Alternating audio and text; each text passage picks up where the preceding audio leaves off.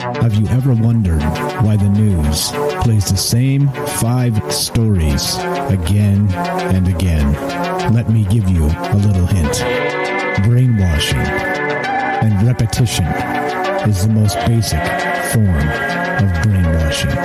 Join me as we look at the news cycle and talk about why the mainstream media is so gutless and afraid to report the truth.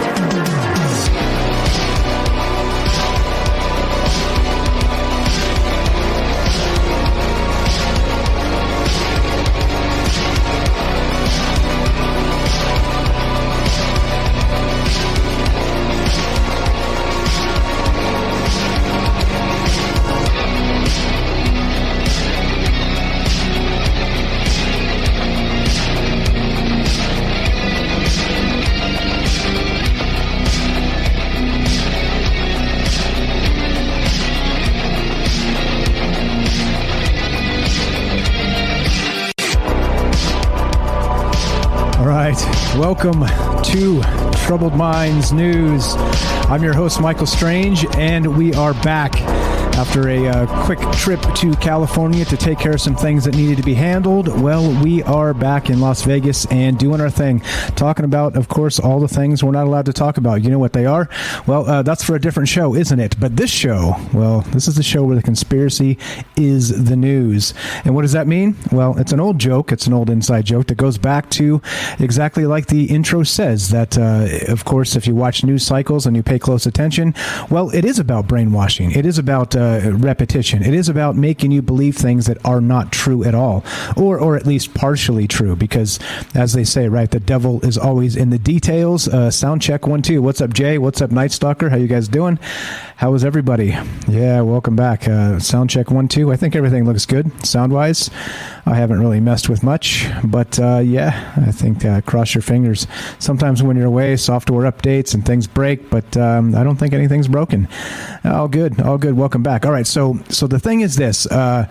That's what this show's about. This show's about the news. It's about the news as it should be, without trying to hyper-politicize everything like all the mainstream media does and all the rest of that. That is the conspiracy, and that is the news. Because, of course, what they do is they cheat, they lie, they steal. And that's the news for you today. They don't want you to believe. And this is the craziest part, right? Think of it this way. Think of the news in terms of, I don't even believe in objective truth anymore, just because of the way the world has gone, right? It just meaning that in terms of the way things work, that I don't think you can actually paint anything with objectivity anymore. And we talked about that actually while we were streaming from California about the objective truth of the universe. Does it even exist? And I think philosophically, I think the answer to that is probably no. It depends on what's going on with you internally and your subjective view, right? And so I think that's the weirdness here. That's why we do this, because I think that, we call this the post-truth era, like I always say, the world of fake news. Well, that's what this show's about. It's about news and it's taking some time to look at some of the more important things that may or may not be in the news that we should be talking about and thinking about. And sometimes we get a little crazy here, sometimes we don't, and that's what we do. So let's do it. Let's roll. So with that said, here's the deal. If you want to be part of the show, we are always live. Guess why? Because I'm not afraid. That's why. Because we got haters, we got trolls, but we got lots of smart people. We outnumber the smart, great people that listen to the show and contribute, outnumber the trolls like 10,000 to 1. So that's a very good thing. And but of course, right? Instead of leaving out a snide comment on the internet and then crawling back into a hole, well, no, I've got a phone number, and if you got a problem with the things I do and the things I say, you know where to find me. And 702-957-1037. Troubledminds.org is the official website. You can find the phone number and the Discord link there, which is, of course, Discord is a chat client, a voice client, and it's how we do the show sometimes with international folks, or even domestic folks that prefer Discord to the phone line. But anyway, there we go. What's going on, guys? How is everybody? I see you there. I see you there in the chat. Thanks for showing up. Let's get to it, shall we? Let's get to the news. Let's get to this. Let's begin here. This is from the USA Today, and oh boy, yeah. There's always a bombshell, right? There's always a news bombshell. Here's the elephant in the room. This is one of the ones ones that people are talking about or not talking about just yet because, well, they're going to hyper politicize the shit out of this. Well, you guys remember that in the year of COVID, right, 2020, there were a whole bunch of, whatever it is, riots, let's call them, peaceful protests, depending on who you ask, right? You know what I mean? Wink, wink, the peaceful protests with the flames in the back, that whole bit. And of course, right, if you're rioting and burning shit down for a good cause, well, nobody gives a damn and you don't even have to wear a mask. Well, or maybe a black mask, if you know what I'm saying. But here we go. Check this out. You'll never believe this. Actually, you may believe this from the USA Today. FBI reports record surge in 2020 murders. Nearly 30% increase drives spike in violent crime. And if this, of course, is the largest increase since they've been tracking murders. Right? I laugh. It's not funny. It's this is what it is. This is published today. This just hit. The FBI reported a nearly 30% increase in murders in 2020, the largest single-year jump since the Bureau began recording crime statistics 6 decades ago. The surge in killings drove an overall 5% increase in violent crime last year, according to the FBI's Uniform Crime Report. Violence stalked most major cities, the report found, even as the coronavirus pandemic exalted its own deadly toll across the country. Right, of course. The numbers appear to closely track preliminary data released early this year by the FBI, which showed that the murders had spiked by more than 20% in 2020. 20%, that's right. Although the reported annual increase was dramatic, the total number of homicides last year, 21,570, did not surpass some stunning totals in the early 90s, including the early nearly 25,000 murders recorded in 1991. So here we go. We got to find a way to smack down the narratives here, right, of whatever the hell's going on. But here we go. So the numbers are also an incomplete assessment, the article says, because 15,897 of the eligible 18,619 law enforcement agencies submitted data to the FBI last year, meaning close to 2,500 law enforcement agencies did not submit data to this actual the crime data. Okay, so here we go. Quote, last year was unique in many ways, Fox said. Fox is James Allen Fox, a professor of criminology at Northeastern University, who analyzes data on violent crime, called last year an aberration and perhaps not indicative of a longer-term trend. Oh, weird, right? Weird. Remember that whole defund the police and burning shit down and the whole bit? Yeah, I'm sure it had absolutely nothing to do with this. Anyway, just as we continue, the FBI data generally lags behind reporting by individual police agencies, which keep contemporaneous numbers. And recent reporting has indicated a continued increase in homicides. Oh, well, there you go. Here's your new dystopia, given the individuals that run this joint. And by this joint, I mean this country. And well, there you go. Let's see what's going on, guys. I see you there. Yeah. Okay. So, yeah, exactly. There we go. Derek says, and this is without all the murders that are getting marked down as COVID, right? Right. You said it, not me. But okay, here we go. As we continue, you guys know the drill. You can be part of the show. If you got comments on this stuff, 702-957-1037, troubledminds.org. Join the Discord. What's up, Cal? What's that? Calcutta Cannibal. They are barely hiding the crime data. You take away our livelihood over real people become criminals. Yep, exactly. Here we go. This is from the Daily Mail. We're going to continue. We're going to keep on trucking because we got stuff to get to. Again, we got time for you if you want to be part of the show. 702-957-1037. Let's go to this. This is from the Daily Mail. And as you know, we pay close attention to the UFO communities, as it were. And Demi Lovato has released a new show. And it was on, what's the network? Oh, shit, I don't know. Here we go. The headline reads this. Demi Lovato says alien angels are trying to protect me from myself. My God, look at all the ads on this. Like, they're just popping up everywhere. Oh, my goodness gracious. All right. Anyway, the article goes like this. Demi Lovato discussed extraterrestrials as if they were angels while promoting their alien hunting show Unidentified, which premieres this Thursday on Peacock. That's the network I couldn't think of. Peacock. Calculating Cannibal. Gotcha. All right. Perfect. Thank you. We'll call you Hannibal for short. All right. Here we go.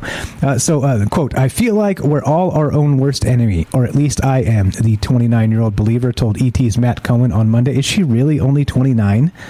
What the hell? Man, it seems like I guess she was a Disney kid or something. I don't know. It seems like she should be older than that. Anyway, Demi, born Demetria, suffered a near-fatal heroin and fentanyl overdose inside their 8.3 Hollywood Hills mansion back in July 2018. What's with the weird, is this the pronoun thing going on here? Oh, there it is. Okay, Lovato, who came out as non-binary on May 19th, is now legally blind with hearing loss and brain damage after suffering 3 strokes and a heart attack. What? Are you shitting me? Legally blind with hearing loss and brain damage. My goodness. Okay, that's awful. That is horrific. Okay, quote, I feel like it's so important to talk about aliens because it raises our consciousness, the 2-time Grammy nominee who saw a UFO and UAP or UAP, that'd be unidentified aerial phenomena, in Joshua Tree. She explained, it expands our consciousness, and that is what we have to do in order to make this world a better place.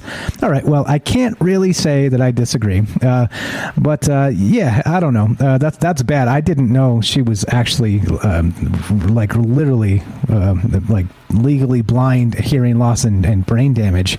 That is just awful. My goodness gracious. Okay, I'll stop picking on Demi because that's just horrific.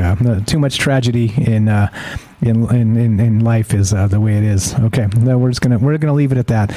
But okay, the point being is that everybody's got a UFO show, and we were doing it before it was cool. And well, there you go. If you're into summoning aliens and doing all the other stuff, well, that's what we do. We talk about that. We pay attention to that, and we talk about that community, and we keep an eye on it as sort of like an outside maybe 10,000 foot view of that community, because there's a whole lot of stuff in there that's shenanigans. It just seems that once again, right, she's taken a page out of the book of Dr. Stephen Greer, and Stephen Greer, of course, is Stephen Greer is one of those guys who says you can summon UFOs. All right, and so we've actually discussed this in the past, and it's that what exactly is he summoning? They're doing meditation, incantation, ritual type stuff, and then they get lights in the sky. And so Stephen Greer says that they are not a threat; they are friendly, and they're here to help. And so she's, of course, Demi Lovato is taking a page from that book and kind of living with the fact that aliens are here to help. Alien angels are trying to protect me from myself. My God, so many ads. Look at all the ads on this page. This is ridiculous. No more Daily Mail until we can fix this, because holy shit. Let me see if I can get an archive of this page without all the ads. Yeah, wow. Anyway, okay, so that's what we're doing. We're talking about this. We're talking about all kinds of crazy stuff. What's up, guys? I see you in the chat. Thanks for showing up.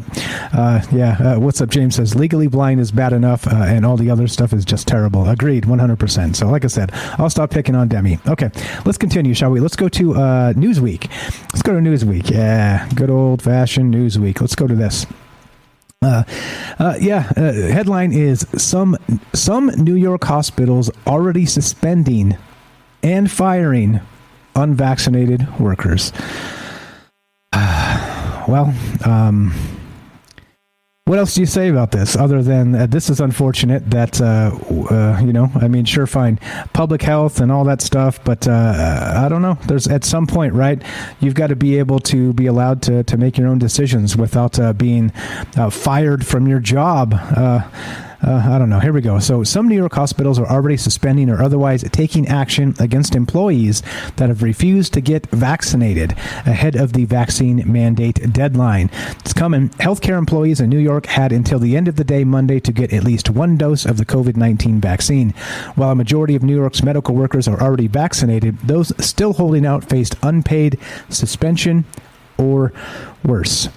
In Buffalo, healthcare employees, we already did that. In Buffalo, Erie County Medical Center Corporation said about 5% of its hospital staff, and 20% of nursing home workers had been put on unpaid leave for not being vaccinated.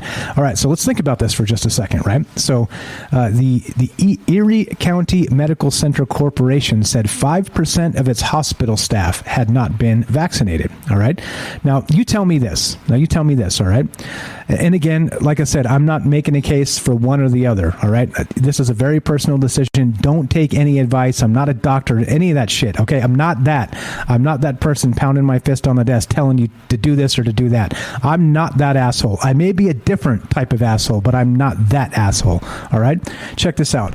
In 5% of its hospital staff. Now, explain to me, do you really think this? That if you worked in a hospital, right, and if you're really going to catch this thing, whatever's going around, if you're going to catch it, right, let's call it COVID-19, all right, if you're going to catch this thing, where are you going to get it? Probably a hospital, right? Like, not the only place, but probably a very likely place if you're going to catch this, is because the people that are sick from it end up in hospitals. Am I right? This is the way this goes, all right? Now, again, I'm not trying to talk about numbers or any of the rest of that. I'm just saying that's where this stuff is. It goes to hospitals, all right? Now, but 5% of their workforce is unvaccinated. Now explain to me, if you were working in a hospital, would you probably get vaccinated, right? I would, because, well, you're right there on the front lines and your viral loads are high and all this stuff, right? You get people coming and going all the time, all right? But 5% of these people that have not been vaccinated, they may have a good damn reason, right? They may have a fine reason. Like maybe they've been actually told by their doctor that it's not the best for them, right? For whatever reason, for whatever ongoing health issues they may or may not have. Think about that. 5% of people, 5 out of every 100 that work in this particular hospital corporation are not vaccinated. What does that tell you? It tells you there's probably a good reason. It's only 5%. Only 5. But because it's so low, you think it's because those people are just lazy? Or because, right, they're like, nah, no thanks. They work in a hospital, for crying out loud. Like, come on, right? So the point being, they probably have a very good reason. And if they have a very good reason, it means they've lost their job now. They're going to lose their job. And this is pretty horrific stuff, just because, again, are we able to actually keep in mind our own risk, or are we not? And then here's the thing that's even a little more disturbing. They suspended 20% of nursing home workers put on leave because they hadn't been vaccinated. 20% in nursing homes. I mean, nursing homes are the spot, right? You figure they would have at least, maybe transferred people out or gave them better options. I'm not saying to fire these folks. I'm just saying, like, if you're going to have a place that's nearly 100% vaccinated, it should be I don't know what I'm talking about. Don't listen to me. I'm just saying, like, this is bad. People are going to be losing their jobs because they're not even allowed to determine their own level of risk regarding this thing that's going around. Anyway, so as we talk about this, looking to hear from you guys if you want to be part of the show. 702-957-1037, troubledminds.org, and you can join the show by clicking the Discord link, and we're just hanging out, kicking it, and having a good time here. So talking about the news, talking about this stuff. Like I said, I am not the arbiter of truth. I am not. Don't take anything I say as any level of truth, because it's just not what I do here. This has always been the question show, the news show, the question show. I'm not trying to tell you this or that or the other thing. So just letting you know. But okay, let's take a quick break and get a word from our sponsor, which is you. Are you digging the show? If so, you can support us quite easily and at no additional cost to you if you already have an Amazon Prime account. Since we stream on Twitch every day, all you have to do is link your Amazon Prime account to your Twitch account, and they give you free games on a monthly basis for your personal use, and also a bonus $5 a month to send to your favorite streamer as a way to bring more people to Twitch. And all you have to do is sync up to 2 accounts and click subscribe. Thanks for considering us. Yeah, looking at the chat here, there's some stuff going on. You're right. I'm seeing social media people posting, toilet paper shortages again. Let's see. What else does it say? Who else is here? We are seeing water and TP shortages in my store, says Jack. What's up? What's going on? People waiting in line or having gas shortages in the United Kingdom. Something's up, right? Something's going on here. And I'm not sure. It seems that this is the weirdness of, the world we live in. It's, all of these things have been, for the most part, we didn't know we were dealing with in, the early part of 2020. Unless you paid really close attention and watch the news coming out of China, then you had a pretty good idea. But then, of course, they overreacted. Well, I mean welding people into their homes and burning people out the back door, into crematories, right? Sure, that's overreacting because they didn't know what kind of a thing we were dealing with, and they knew they were responsible, whether it was direct or indirect, right? So anyway, let's see. What's up, Night Stalker? Works in a grocery store. Also, so does Jack. Says Derek says it's not over shopping here. We just aren't getting it from the warehouses, and possibly seems intentional. And I think that's the thing, right? Is that why, like before, right, in March of 2020, when we had these toilet paper shortages, it's because grocery stores typically, and retail stores, I've worked in as a manager in a big box retail store, by the way. I'm not just talking out my ass. I know what I'm talking about here. Many times they order seasonally, meaning that their orders are 6 months ahead of time. Like they know what's coming year over year. And so when you place those orders 6 months ago, then you get what you get, right, when it comes. But then if you have a run on something, in particular toilet paper or things like this, tissue paper, whatever the hell's going away, then it's because they hadn't anticipated it, right? And you can't just snap your fingers and get 100% more of something that you've already ordered 6 months prior. So there's a lot of this stuff going on with supply chain stuff. But you'd figure after some point, in this, let's call it the post-COVID world now, that there would be maybe a different way to look at this. But maybe not. I don't know. Let's see. Derek says, no, our paper hasn't been coming in. We only had like 2 pallets of it last night for the whole aisle. So there it is. And Jack says, same with water, at least gallon waters. Yeah. So what's up? What's going on? Supply chain stuff, some weirdness. I don't know. Like I said, this is a little bit strange that it's happening. What's up? River says, how you doing? River says, no fuel shortages here. Okay. I have seen some people in the UK on social media, Twitter in particular, asking if anybody else is waiting in line for petrol, as they call it. But anyway, let's continue, shall we? We'll keep on trucking. This is from the New Yorker, and let's not do that. Let's do this. No, which one? Hold on. Oh my goodness. Oh, here we go. This is what I meant to do before we get to that one. Check this out. This is from phys.org, phys.org, one of my favorite sites because, well, they don't do a ton of politicizing news, but they do a whole bunch of this climate change stuff, which is very highly politicized. Let's look at this. So, research reveals potential of an overlooked climate change solution. All right. Now we're talking. Earlier this month, President Biden urged other countries to join the U.S. and European Union in a commitment to slashing methane emissions. 2 new Stanford-led studies could help pave the way by laying out a blueprint for coordinating research on methane removal technologies and modeling how the approach could have an outsized effect on reducing future peak temperatures. All right, now we're talking. The analyses published September 27th in the Philosophical Transactions of the Royal Society A reveal that moving about 3 years' worth of human-caused emissions of the potent greenhouse gas would reduce global surface temperatures by approximately 0.21 degrees Celsius, while reducing ozone levels enough to prevent only roughly 50,000 premature deaths annually.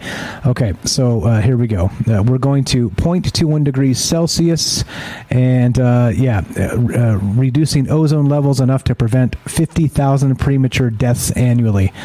Can somebody explain to me why we have 50,000 people dying because of climate change? Anybody out there? I'd like to know. I mean, asking for a friend kind of thing, but what is this, really? The findings open the door to direct comparisons with carbon dioxide removal, and an approach that has received significantly more research and investment and could help shape national and international climate policy in the future. Quote, the time is ripe to invest in methane removal technologies. Oh, we're investing now. I see. Interesting. I'm not a financial advisor, by the way, so don't take this as any sort of financial advice. But the time is now. The time is ripe. I'm sorry. I said Rob Jackson, lead author on the new research agenda paper and senior author of the modeling study. And it's a modeling study. Back to these models again. Back to these computer models, right? We're going to prevent roughly 50,000 premature deaths annually because of methane in the air. Yeah. Anyway, point being here is that this is the type of stuff, again, we talk about climate politicization, I can't even say it, and how climate change and all the rest of this stuff is very dishonest. It's just dishonest, 100% dishonest.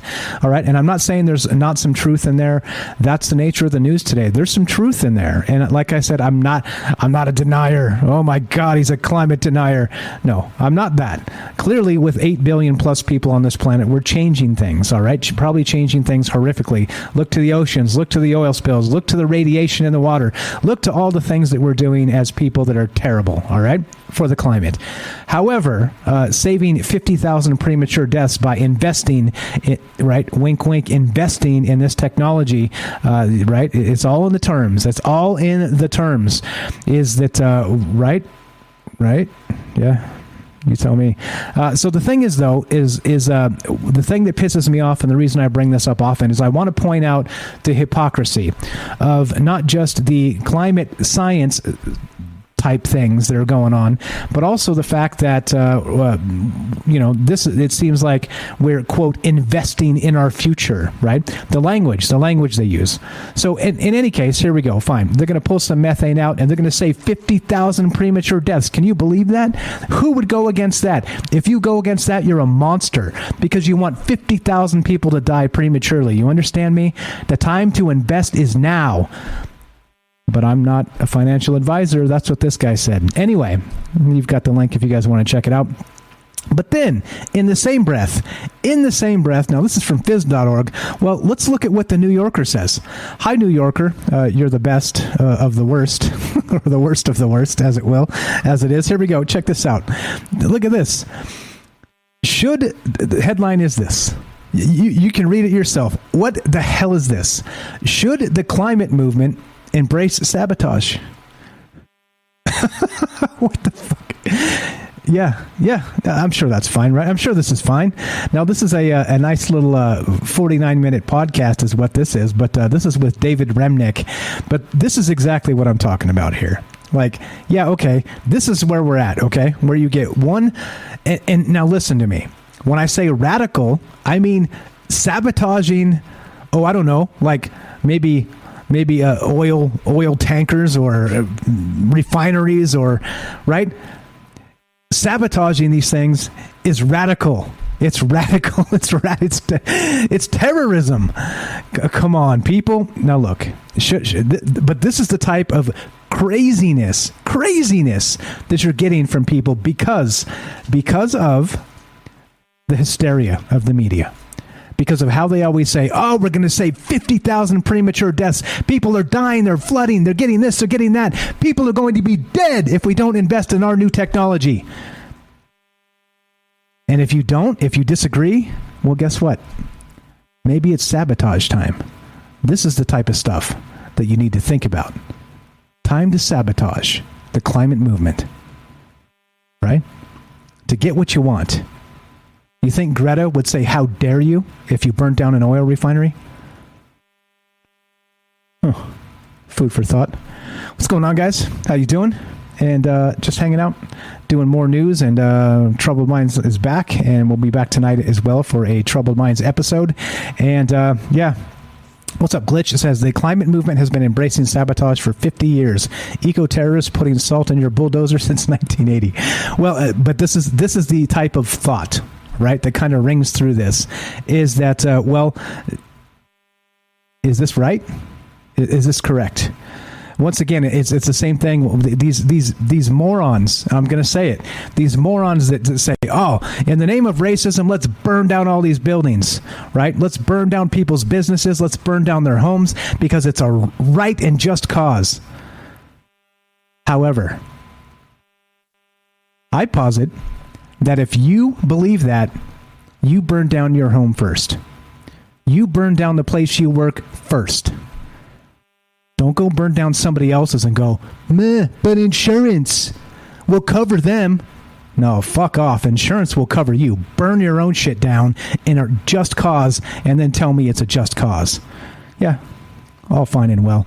Anyway, you can tell I'm a little fired up because why not? This is Troubled Minds. Troubled Minds News, by the way. I'm Michael Strange. Don't go anywhere. More after the break. All right. Let's continue, shall we? I'm not going to suggest we embrace sabotage in any capacity. Let's continue. We've got Business Insider. Yeah, this is less than awesome. Here's another good one. 16-year-old driving a truck ran over multiple cyclists after he allegedly attempted to blow exhaust on them. Yeah. Awesome. Awesome. Nice work. So let's say this. That playing games in cars is probably not the best idea. All right, I'm just saying. I mean, this is a 16-year-old. Let's let him vote. By the way, let's let him vote. I mean, you know what I'm saying? Anyway, a 16-year-old, and I'm not maligning all 16-year-olds, by the way. A 16-year-old driving a truck ran over 6 cyclists in Texas, sending 4 to the hospital. Yeah, that's right. And with non-life-threatening injuries. A cyclist riding along a highway in Houston when a black diesel pickup truck intentionally slowed down and then accelerated in front of them to blow exhaust on the cyclists, one of the riders said. Yeah, rolling coal, exactly. And not only that, it's a dick move, and 2, people can get hurt or killed. Like, come on, people. Don't do it. This is not the way to go. Quote, I thought someone was dead, cyclist Chase Farrell said, according to KRIV. I heard a lot of crunching. I heard brakes, tires screeching, people screaming. That sounds horrific. That sounds like a war zone, doesn't it? KTRK reported that 2 of the cyclists were treated at a local hospital in Waller County, and 2 others were airlifted to a Houston hospital to be treated for head injuries. 2 other cyclists refused treatment. Farrell said the group was about 75 miles into their ride as they trained for an Ironman. After the truck blew exhaust on cyclists in Farrell's lane, the driver attempted to do the same maneuver on cyclists riding ahead of Farrell, the cyclist said, culminating in the collision. Yep. They didn't arrest this individual as far as I'm aware. The teen driver was not arrested as of Saturday, KRIV reported.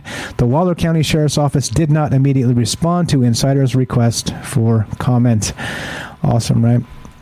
Awesome. Yeah, no rolling coal for their kids. Fair enough. Yeah. Oh, geez, you guys in the chat. All right, if you guys want to be part of the show, you have comments on this or anything else, 702-957-1037. Open phone lines, and you could also join the Discord at troubledminds.org. Click the Discord link, and you can be on the show that way as well. Now, again, right, this is, and I want to be very clear on this. Never mind. No, I'm not going to say it. I don't care. Here we go. Let's keep on trucking. There's more. Yes. Anybody ever heard of the Rich Dad, Poor Dad guy who wrote those books back in the day? Yeah. Here we go. This is Robert Kiyosaki. That guy, Rich Dad, Poor Dad. He wrote those books. This guy, he's a infamous investor. Lots of successful books. Notably famous for saying, "Pay yourself first." Everything else will work itself out. And there's some sound reasons for that. And when you're dealing with business, et cetera, so on. Anyway, I know that because I read the book way back. Here we go. A massive market crash. Robert Kiyosaki warns of giant October market crash as he holds gold, silver, and Bitcoin. Oh, yeah. A massive market crash is coming in October. That's according to Robert Kiyosaki, the best-selling author of Rich Dad, Poor Dad. Kiyosaki's warning of a potential U.S. stock market meltdown comes with some investment advice, which, by the way, I'm not a financial investor. Do not take any of this as financial advice, and we're just doing this for the lulz. All right, quote, giant stock market crash coming in October. Why? Treasury and Fed short of T-bills. Gold, silver, Bitcoin may crash too, Kiyosaki tweeted Sunday. Cash best for picking up bargains after crash. Not selling gold, silver, Bitcoin, yet have lots of cash for life after stock market crash. Stocks dangerous. Careful. There you go. There you go. So hopefully that's not the case because this would be a really bad October. But this guy has a track record of knowing what the hell he's talking about, at least enough to make himself rich. But maybe he's, playing the dirty manipulation game. For all I know, I don't want to say that because I don't really know enough about this stuff. However, I don't know. This is what's going on in the world we live in, and keep on trucking. 702-957-1037. Let's go to thedailygazette.com, and we talked about this, actually, with, let's see, there we go. Let's put this, cash only, baby. There it is. The Cash App, send the money to the Cash App. This, that, the other thing. That one guy is always on that one podcast. It's always like, the Cash App, send the money to the Cash App, the PayPal, the Cash App. Yeah, the Daily Gazette. Niskayuna man believes he solved the mystery of the universe. Yeah, baby, yeah. All right. Working through dense calculations and decoding pictures of faraway stars and galaxies, this individual, Paul LaViolette, spent decades refining his own theories about the universe. He doesn't work with massive telescopes or particle accelerators, tools used by enormous teams of scientists across the planet to refine their theories about how the universe originated and how it operates. But he asks the same questions. Where did the universe come from, and how did it start? How is matter created? Why does it appear the universe is expanding so quickly?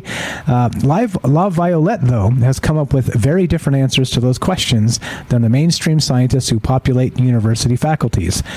Here we go. Quote, I disproved the Big Bang Theory, LaViolette said in a phone call last month, adding that he recently published a pair of papers this summer in the International Journal of Astronomy and Astrophysics, a peer-reviewed journal outlining his definitive takedown of what has been considered the definitive scientific model of the origin of the universe. And the first article's title, Expanding or Static Universe. Emergence of a New Paradigm. That's the name of his paper. It understates what LaViolette is proposing. Scrap the dominant theory of the history of the universe taught in nearly every grade in nearly every school in the country. All right. Anyway, as you know, it must be nice to know the secrets of the universe. So that's the way it is. I don't know any of the secrets, as you know. I'm not trying to tell anybody or teach anybody anything other than the world isn't as it seems, because I think that much is obvious to most of us. However, there's a lot of people out there that really don't see it that way. They see things in a different way. And so I think it's important to note and point out the hypocrisy in the media, to point out that, a lot of this stuff comes from, I don't know. I don't think I need to make the point again and over again. Here we go. Let's continue, shall we? Let's go to Tweaktown. Yep, that's right. Tweaktown.com. Let's see. What's up? Glitch Loop says, LaViolette is either really good at bullshit or he knows all about electrogravitics. Yeah, let's hope he knows a little something. Anyway, here we go. So biggest meteor to hit Earth costs millions in damages, 1,200 plus injured. And I thought, oh, snap, when did this happen, right? Well, no, you read this and yeah. Here we go. The biggest space object to enter Earth's atmosphere since 1908 caused millions in damages and injured more than 1,200 people.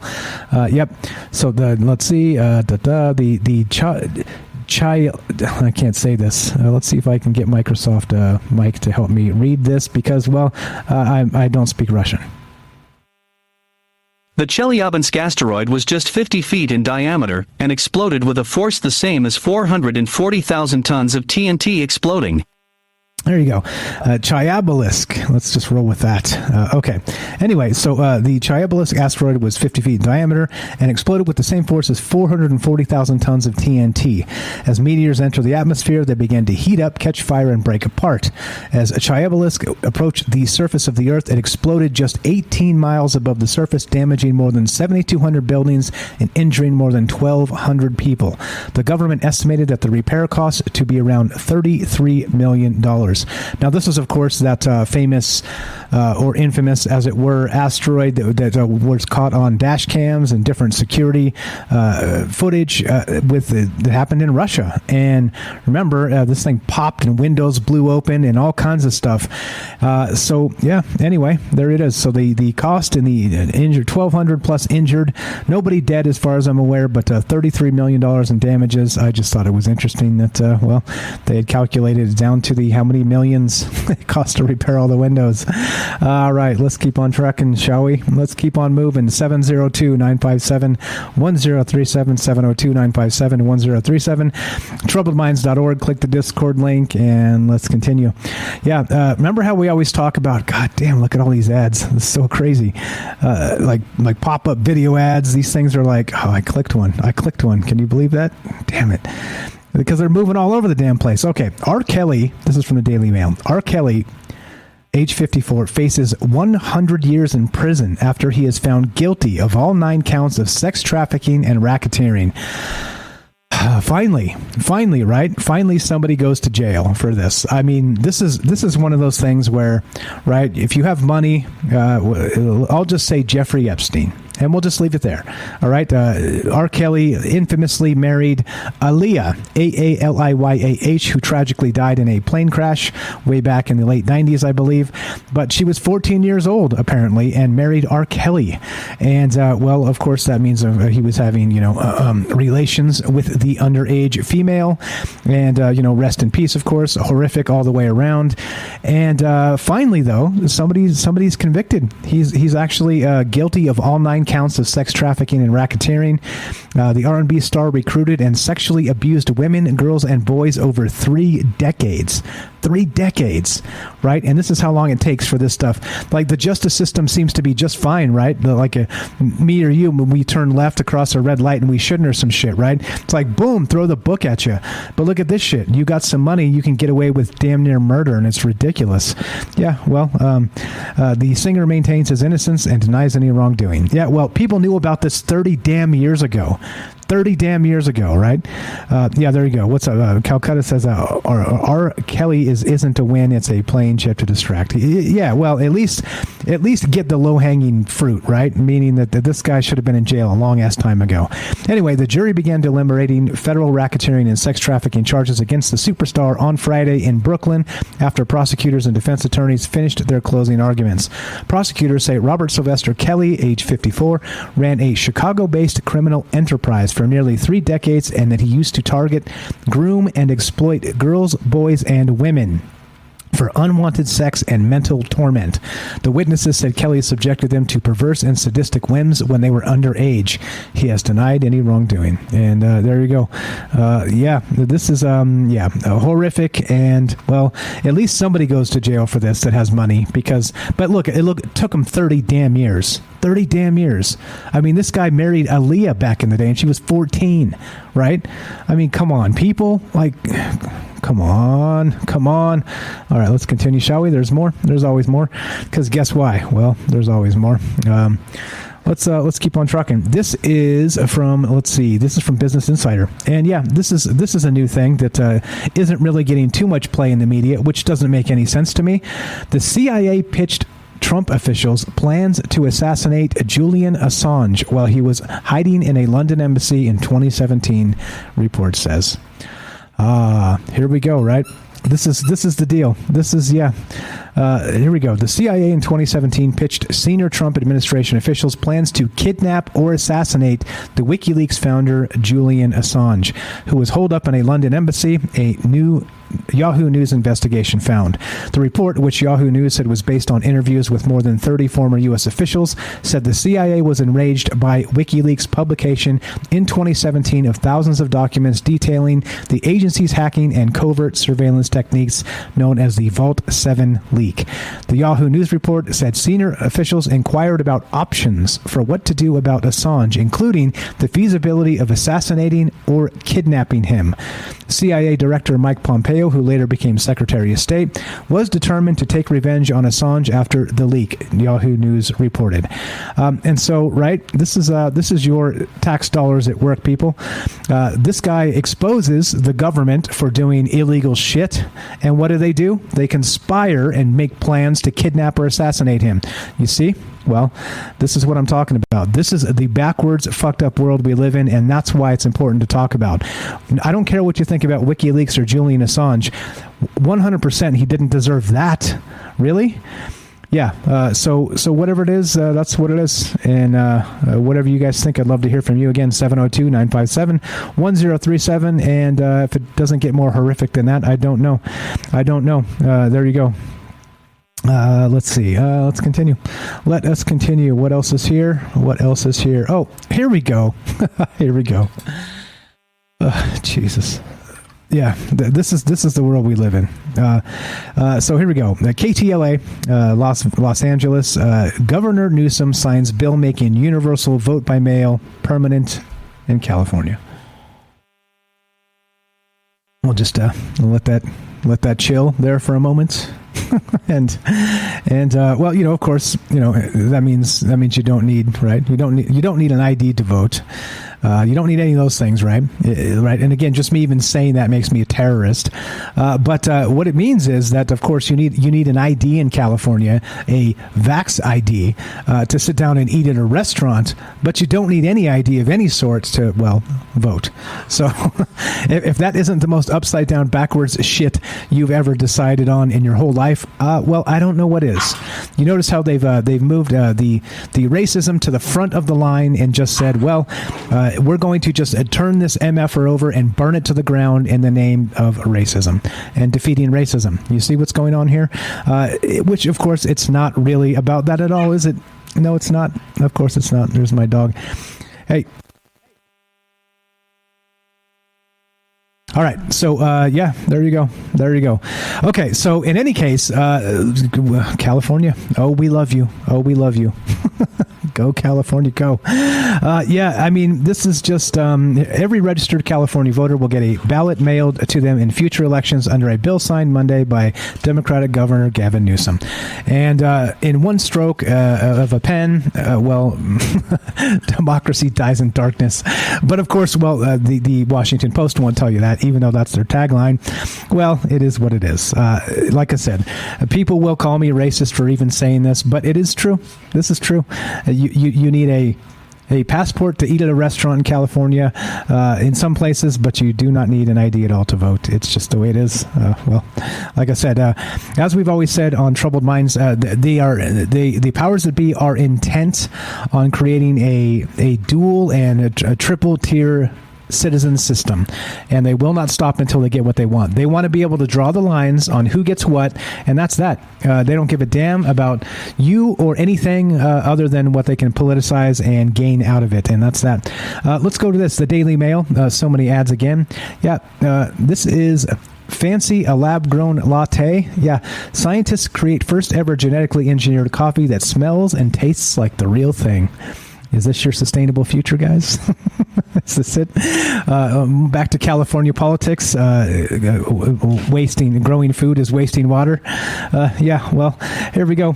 Scientists have created the first lab-grown genetically engineered coffee, which they claim smells and tastes like the real thing. It's like a Radiohead. You got the like fake plastic trees, right? The fake plastic watering cup. It tastes and it smells like the real thing. He's talking about fake plastic love in the song. Well, it smells and tastes like the real thing. The researchers based in Finland used a process called cellular agriculture, which involves extracting cells from a small plant or animal sample. It has already been used to create artificial meat and milk. In the latest example of lab-grown alternatives, cell samples were taken from Arabica. I don't know how to say this. Let's actually consult our AI assistant, Microsoft Mike, and we'll find out how to pronounce this as we continue. In the latest example of lab-grown alternatives, cell samples were taken from Arabica, a popular coffee plant that accounts for 56% of global production. Arabica. Odous biomass, which was harvested for roast. Stop it. I didn't ask you to read that. Here we go. Arabica. Who knew? Cell samples were then transferred to bioreactors to produce biomass, which was harvested for roasting and brewing. Yeah, okay. Anyway, anybody into your bioengineered coffee? Yeah. I'm just saying no thanks. No thank you very much. Okay, let's continue, shall we? There's more here. Let's see. What's up, Indigo? Says, but Mike, according to SJWs, you're a racist just talking about... Whoa, shit. What just happened? There's your autoplay ads for you. Holy crap. Fox News. That was Bush League garbage. Yeah. Talking about different race. Yeah. I mean, the race stuff, clearly, racism is disgusting to me, and that's just that. But literally turning over the entire Western world to stop, think of it this way. Is there anything we could do to stop stupid people from being stupid? Just generally speaking, right? I'm not, equating anything to anything. I'm just saying in general, right? It's like if you do the war on stupidity, right, it will never end. It will never end. It's just what it is, right? It's just there's going to be stupid people forever, and that's it, right? And I'm probably one of those stupid people, but it doesn't mean that I should deserve any sort of second-class citizenry. I still should be able to vote, shouldn't I? Or, well, I guess it depends on who you ask. Anyway, Fox News. Google knows what you type, watch, and say, unless you take these steps. Oh, you think this will stop it, guys? You think this will stop it? You might laugh thinking about all the random Google searches you've done over the years. Imagine someone getting access to that list, and you might instead shudder in embarrassment. Did you know your entire Google history is accessible online? If you're signed in, a snoop can poke through it all. Yep, there are, of course, ways to keep your searches private. Here you go. There you go. If you guys want to, check this out, and they'll give you... There you go. Where you rely on Google and its services, though, you may... many things are being tracked, and here's how you can stop it. Every email you type, okay, Google, are you listening? How to turn off the Google Assistant on your phone, and then the videos you watch, right? You turn off your history on YouTube, right? All this other stuff. I'm sure this Soylent Green is people. I'm sure that this will handle it, right? This will take care of all the spyware out there, right? I'm sure that'll handle all of it. Yeah, whatevs. Whatevs. At least we're acknowledging that the technocrats are spying on every damn thing we do. So here we go. More news. Here we go. 5 conspiracy theories that remain unproven despite what you might have heard. Now back to Democracy Dies in Darkness. This is the Washington Post. Democracy dies in darkness. Oh boy. All right. So I actually didn't get a chance to preview this one because it was paywalled, and so I did the old Dwayne Dibley trick. Shout out to Dwayne Dibley. And here we go. Here's some 5. Here's walks. Right here, 5 examples of conspiracies that are not true, despite what you've heard, according to the Washington Post. Let's walk through the recent examples. The FBI on January 6th. In June, wait, how long does this go? Okay, all right. Carlson, we're talking about Tucker, I guess, elevated a story from a site called Revolver News written by former Trump speechwriter.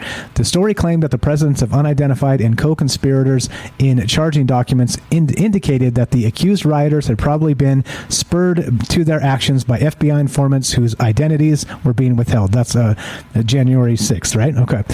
Quote, FBI operatives were organizing the attack on the Capitol on January 6th, according to government documents, Carlson claimed, pointing to the report. He later added that it turns out that this, quote, white supremacist insurrection was again, by the government's own admission in these documents, organized at least in part by the government agents. We saw this with the Gretchen Whitmer kidnapping thing.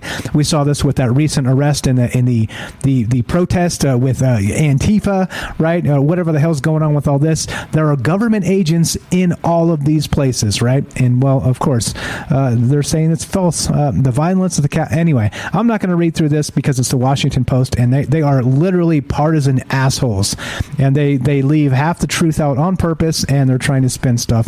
But anyway, if you're interested in that, there is the Dwayne Dibley trick. Okay, the Dwayne, here you go. You guys want the Dwayne Dibley trick? I got you. Here's what we're going to do. I'm going to do a quick explanation, and let's see. Hold on. Let's do the Dwayne Dibley trick. I'm going to show you. Hold on. One moment, please.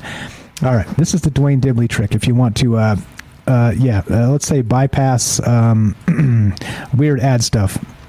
Here we go. This particular website I just linked.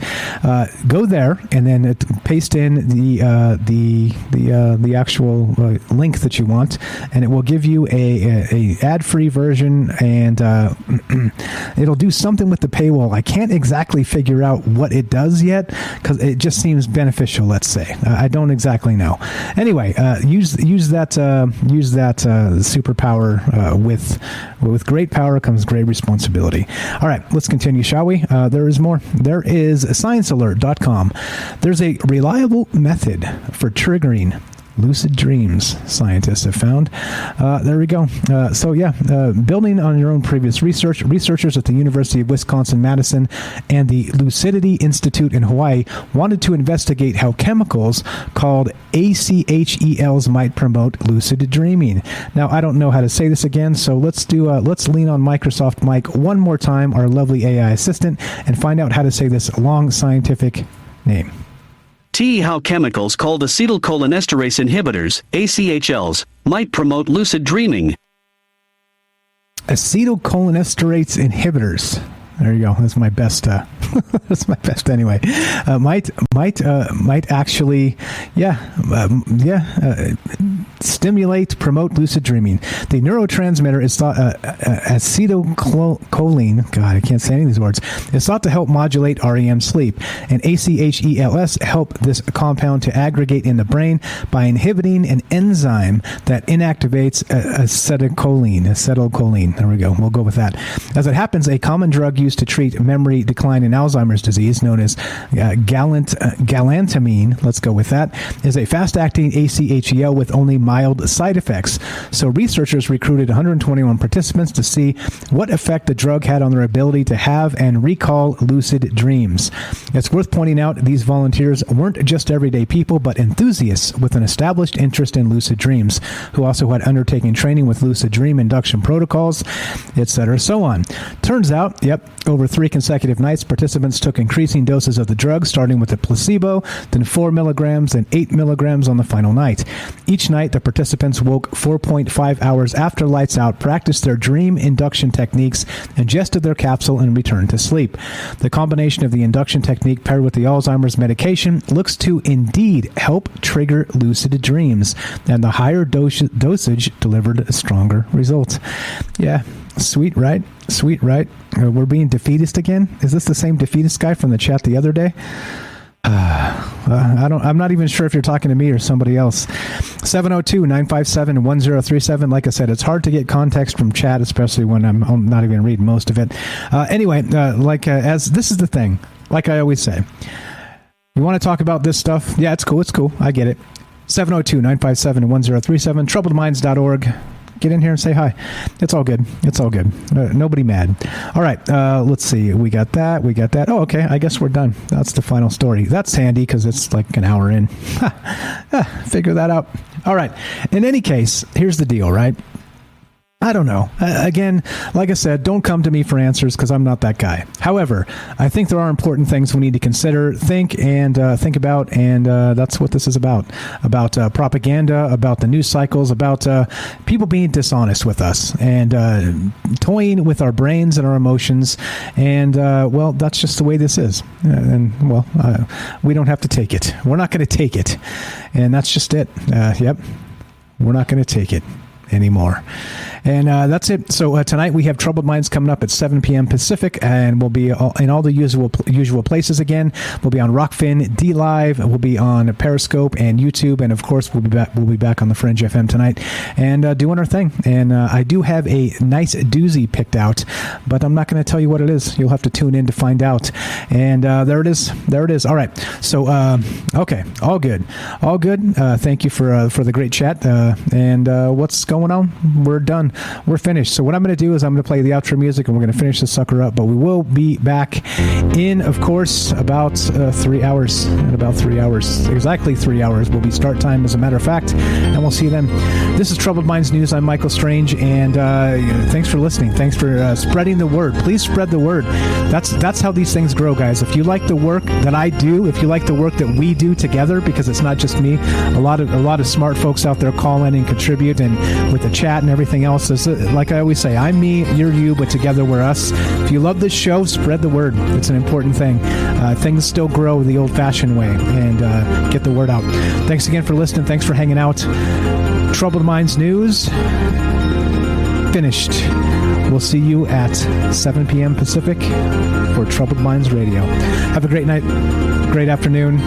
See you in just a little bit. Oh yeah, and Salcedo Paranormal, check out his stream in less than an hour. There you go. Get it, James. Good luck. All right, guys. Catch you in a bit. Have a great afternoon.